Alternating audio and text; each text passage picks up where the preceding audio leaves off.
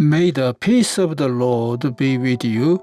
I pray that you will be filled with God's grace and blessings by listening and reading the Bible every day. I am Pastor Jong-Sun-Choi. We are listening and reading the Bible according to the reading plan proposed by the Revised Common Lectionary. This year's reading plan is by Year A. Today is December the 19th, Monday after fourth Sunday of Advent. Today's readings are from 1 Samuel chapter 2 verses 1 to 10, Genesis chapter 17 verses 15 to 22, Galatians chapter 4 verses 8 to 20, and from the Gospel of Matthew chapter 1 verses 18 to 25. This is today's first reading. God also said to Abraham, "As for Sarai, your wife, you are no longer to call her Sarai. Her name will be Sarah. I will bless her and will surely give you a son by her. I will bless her so that she will be the mother of nations. Kings of peoples will come from her." Abraham fell face down. He laughed and said to himself, "Will a son be born to a man 100 years old? Will Sarah bear a child at the age of 90? And Abraham said to God, "If only Ishmael might live under your blessing." Then God said, "Yes, but your wife Sarah will bear you a son, and you will call him Isaac.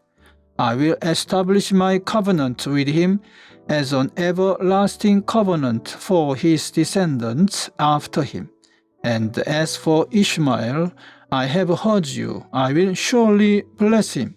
I will make him fruitful and will greatly increase his numbers. He will be the father of 12 rulers, and I will make him into a great nation. But my covenant I will establish with Isaac, whom Sarah will bear to you by this time next year." When he had finished speaking with Abraham, God went up from him. Amen. This is today's psalm. Then Hannah prayed and said, "My heart rejoices in the Lord. In the Lord my horn is lifted high. My mouth boasts over my enemies, for I delight in your deliverance.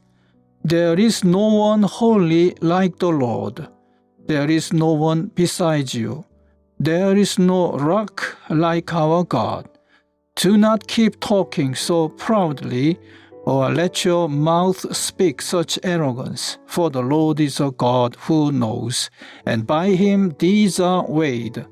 The bows of the warriors are broken, but those who stumbled are armed with strength. Those who were full hire themselves out for food, but those who are hungry no more. She who was barren has borne 7 children, but she who has had many sons pines away. The Lord brings death and makes alive.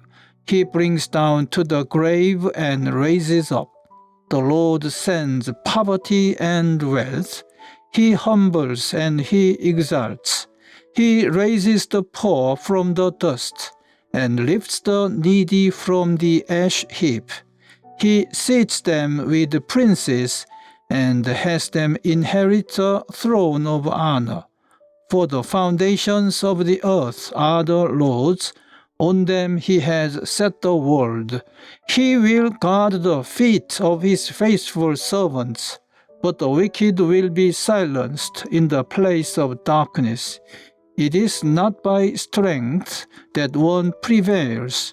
Those who oppose the Lord will be broken. The Most High will thunder from heaven. The Lord will judge the ends of the earth. He will give strength to his king and exalts the horn of his anointed. Amen. This is today's second reading. formerly, when you did not know God, you were slaves to those who by nature are not gods. But now that you know God, or rather are known by God, how is it that you are turning back to those weak and miserable forces? Do you wish to be enslaved by them all over again? You are observing special days and months and seasons and years. I fear for you that somehow I have wasted my efforts on you.